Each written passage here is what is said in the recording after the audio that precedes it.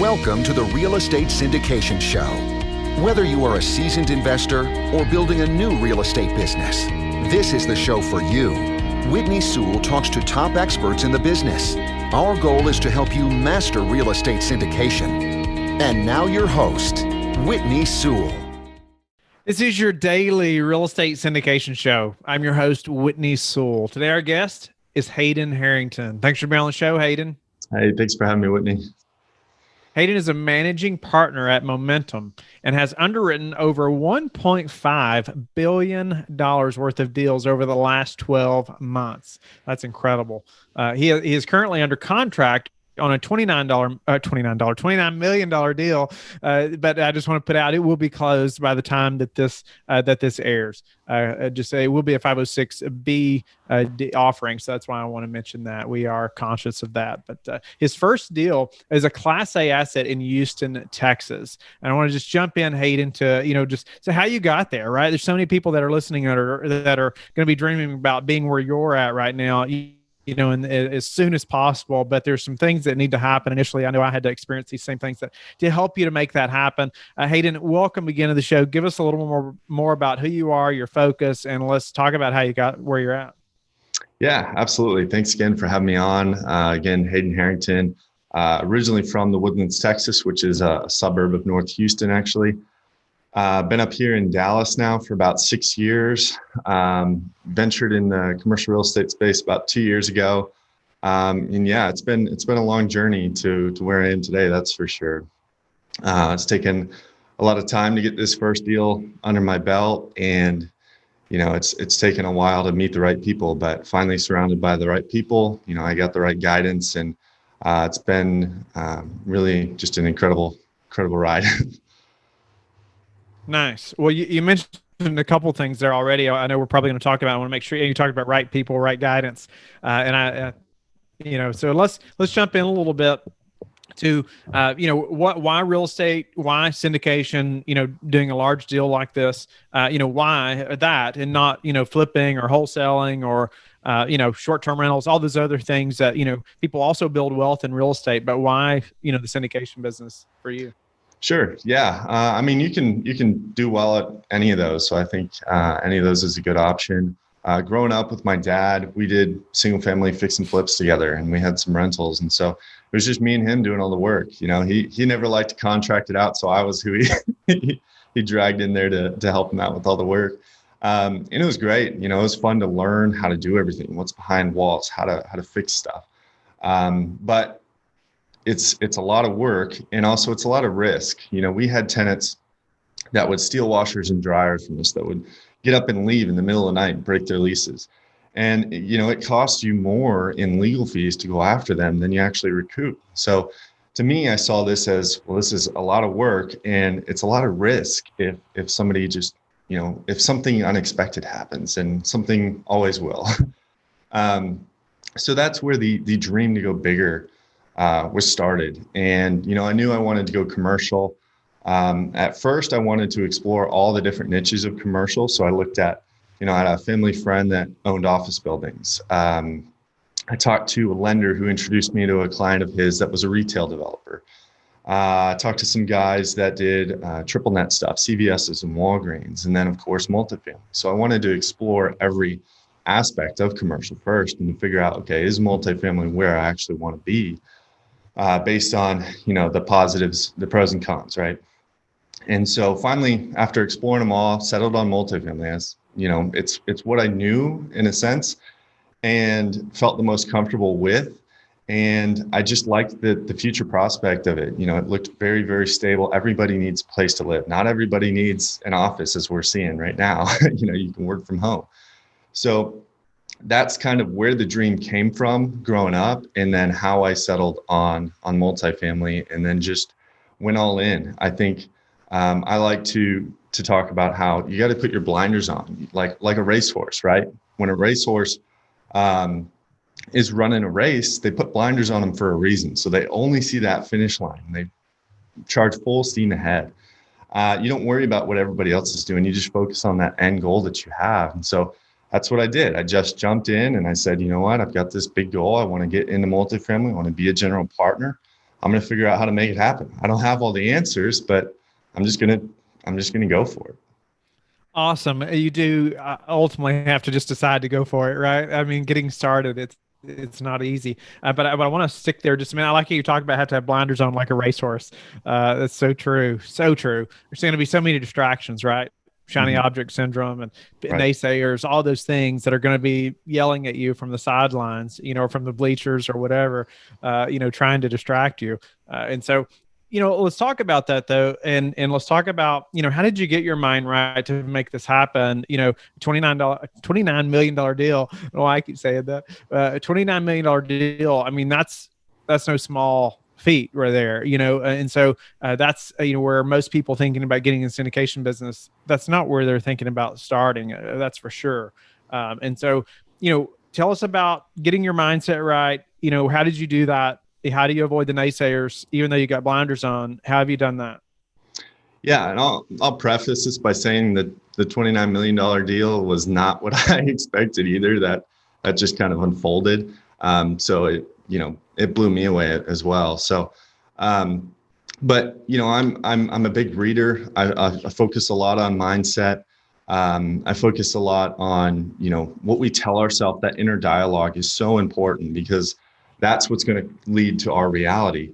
And so for me, I had this big goal, and a lot of people tend to start small because they think they have to, but I didn't want to have to believe that was the only way.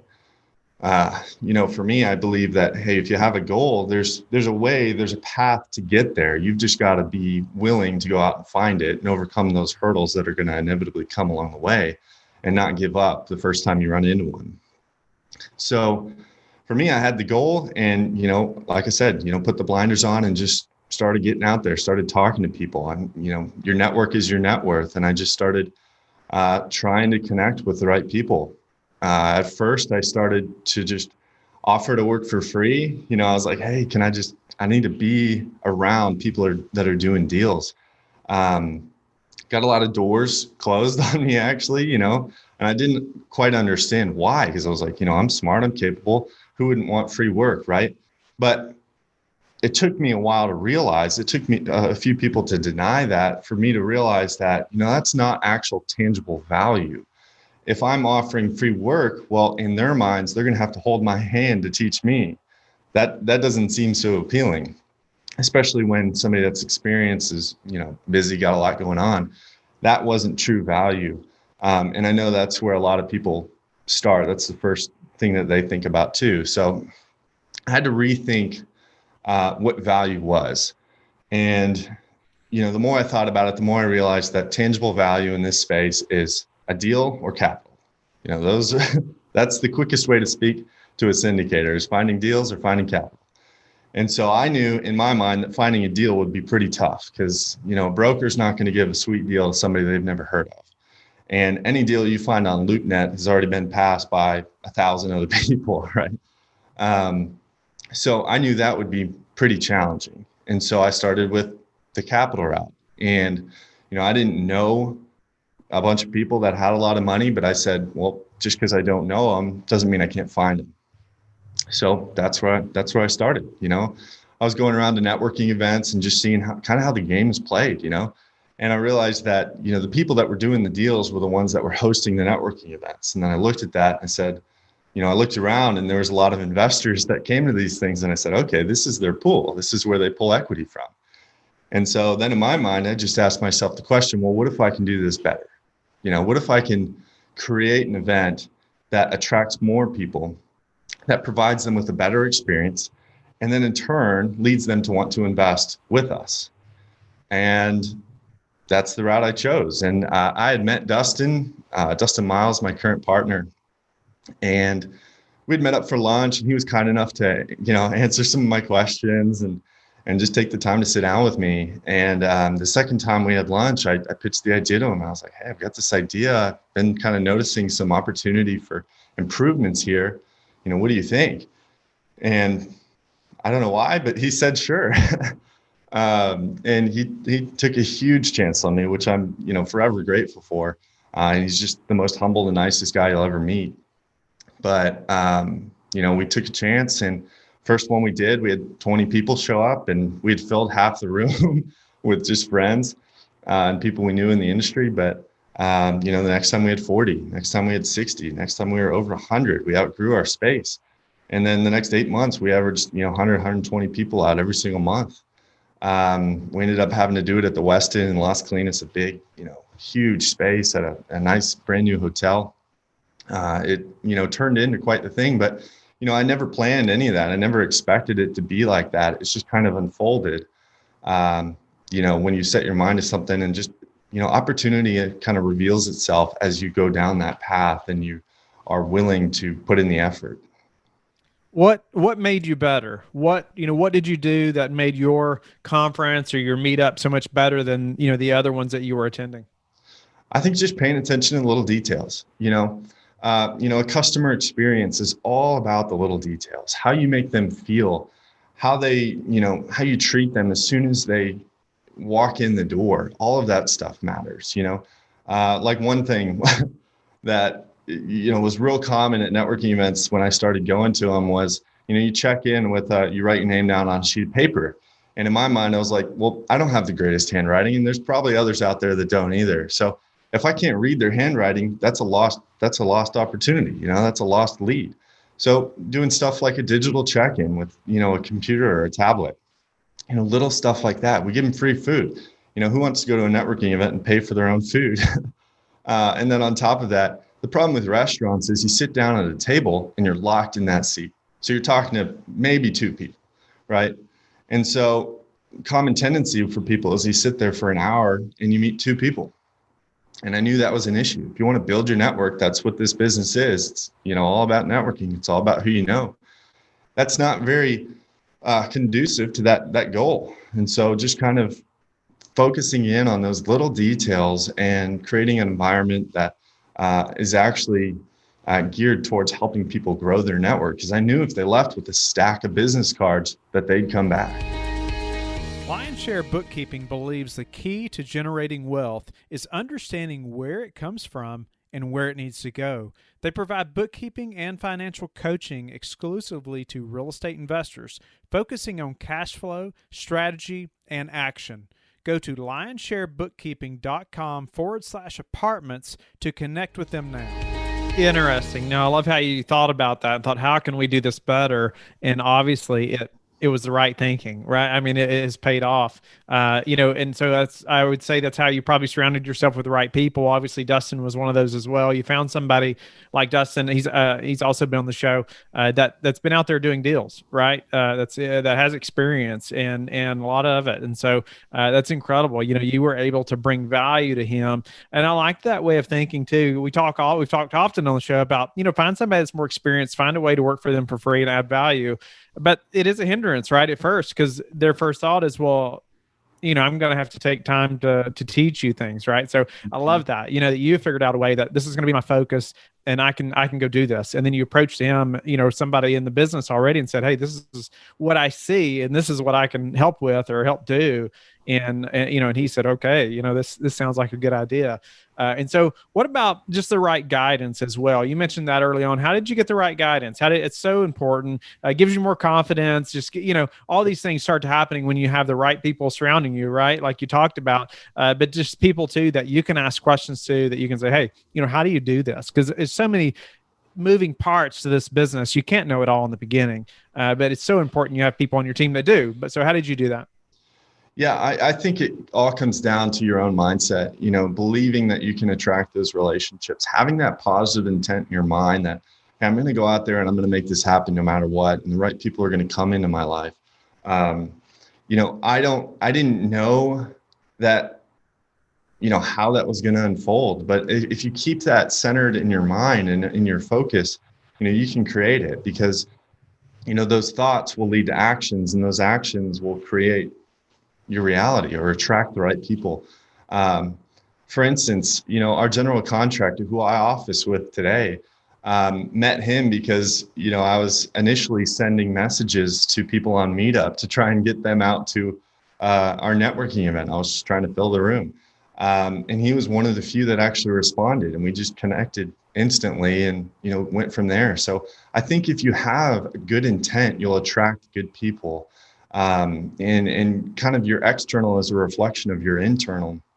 And so, my advice to anybody out there that's looking to build a team, whether it's, a partner you can learn from, or maybe a contractor that can help you get renovations knocked out or anything like that. It all comes down to that intent and that belief within your own mind that, hey, I can make this happen. And then it's crazy. The stars will kind of align if you keep at it and you keep that belief, and the right people will show up. And the right people will stay. There's some, like I said, I got a lot of doors closed on me too, but I wasn't willing to accept that as the end. I just said, okay, that's a closed door. Now let me go find a different path. So I think that's important too. Just because one relationship might not work out, it may lead you to the right relationship. How much did this conference or this thing you created there with Dustin play a role in your capital raising ability for this deal? Yeah, it's helped a ton, by far. Anytime that you're, leading an event or something like that, or a podcast, you get looked at as an authority figure, so people will definitely look to you for experience and guidance and look at you as an expert. And, Dustin and I don't have all the answers, but together we complement each other really well. So we bring complementary skills to the table. So, if I don't have the answer, maybe Dustin does, and so we're constantly on the phone with investors and stuff like that. And, it's just been a huge help for people to not only get to know us a little bit better, because, they're going to invest if they know, like, and trust you. Right. So it's been very helpful for that. And it's been also very helpful to kind of for us to be looked at as authority figures, which then helps you to raise money. Give us a couple tips on how you've grown that group. I mean, specifically, and how you get people to keep coming back. Yeah, I think it's all in the value that you provide them with their experience there. Dustin and I talked after we did our first one. We were like, the first, it was great. We had 20 people show up, but what's really going to matter is if they come back, because if they don't come back, that means we're doing something wrong here. But if they do, that means we're on to something. So, I think again, it just goes back to paying attention to all the little details. People remember how you make them feel, not what you say. So if you make them feel good and excited and feel like we called it momentum. So, again, that's a psychological thing is why we did that, because we wanted people to feel like they're gaining momentum every time they came to one of our events.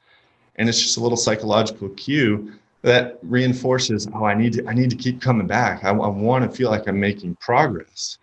And so we just paid attention to all those little things to try and create this environment and this culture that, excited people. What's been the hardest part of this journey to, into the syndication business for you, Hayden? Patience, for sure. I got started in 2019, and for anybody that's in the business, probably, especially in Texas, probably knows that prices were pretty high in 2019, and it was extremely competitive, which made it very hard to get a deal.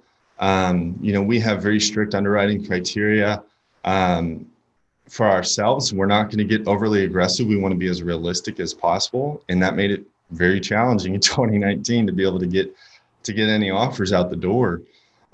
So that was challenging, seeing other people around you doing deals. But again, you can't worry about what other people are doing. You can only focus on your own process, your own criteria, and just keep moving forward with that. So, we underwrote a ton of deals and only submitted offers on a handful, got close on a couple. But that was probably the most challenging thing, is to continuously be motivated when, you're really far apart on some of these deals. I mean, there was a lot of deals that we were like, man, we're a few $1 million off. Like, I don't know how these people are making these deals work. So that was challenging. But again, it led us to this deal, which, is what more than worth it. We actually had an LOI accepted in March on a 1963 deal, half chiller, half converted to individual HVACs, half pitched roof, half flat roof. We were super excited about that too, but then COVID hit. And so that was a roller coaster week too. All this time and effort leads up to finally getting an offer accepted. And then a global pandemic like nobody's ever seen hits. So that was crazy. We had our offer accepted on a Monday and we had to rescind it by that Friday just because we had no idea what was going on. Wow. And so that was crazy. But then again, we took the proactive approach when COVID hit too. We were like, we're not going to sit on the sidelines. We want to understand what's going on. Where's the opportunity going to be on the other side of this? A lot of people started taking vacations, stopped underwriting deals. We're like, well, what's the point? And so in our minds, we're like, well, we want to understand this so that we can convey to our investors, hey, what's going on here? Where's the opportunity going to be?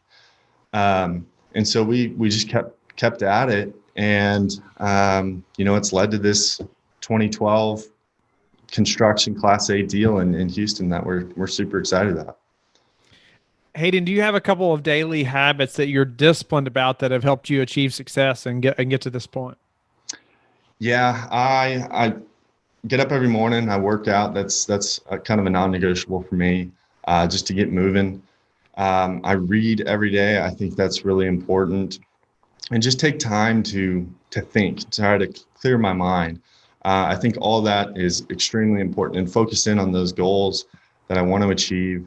I think taking care of your mind is super important. Again, I believe, in my opinion, that's where it all stems from, is those thoughts and those beliefs that you hold in your mind is what leads to your external reality. And so taking time for that, taking time for myself, and, getting rid of all the external distractions and opinions, and just taking time to reflect on where I'm at, where I want to go, and then, how I'm going to get there.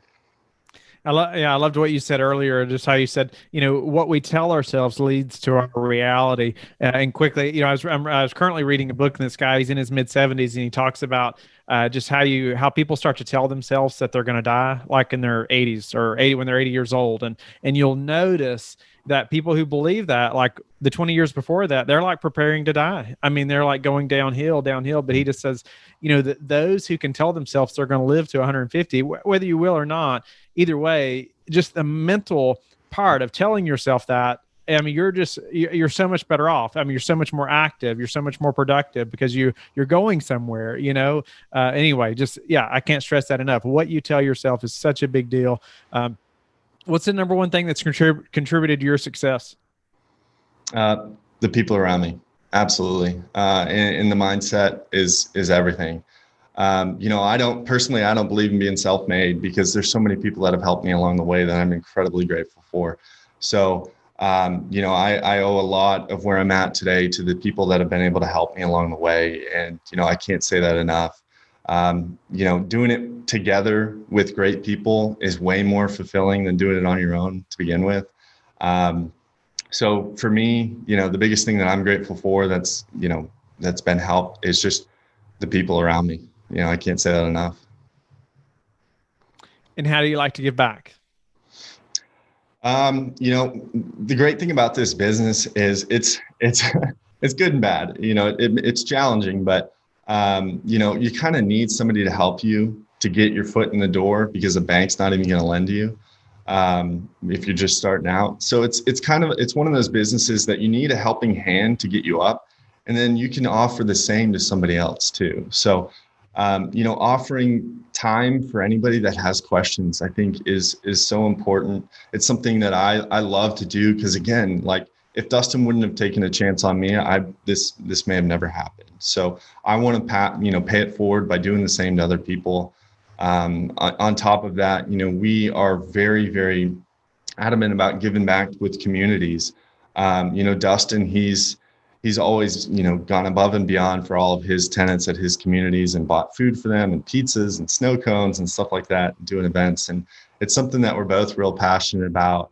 Is just giving back to tenants and residents. We even threw a charity event last year for cancer care services out of Fort Worth, which Dustin's a board member of. So we're all about giving back in really any way we can. I'm talking with my contractor right now about potentially doing something for the holidays with a local coffee shop that we love. So, we're all about giving back in any way that we can.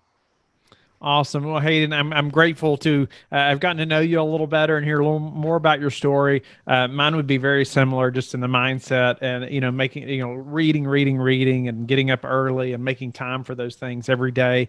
And many people, the listeners have heard me talk about that many times, and so I just cannot stress that enough. And it's obvious, for you, it's worked as well. But just congratulations to you. It's like you're at that point now where so many of the listeners are dreaming about being. But you've laid it out there. I mean, there's it's not rocket science, but it does take a lot of drive and determination. And if your mindset's not there, it's going to be difficult to keep going, or maybe if you hadn't put those blinders on yet, like you're talking about. But Hayden, how can the listeners get in touch with you and learn more about you?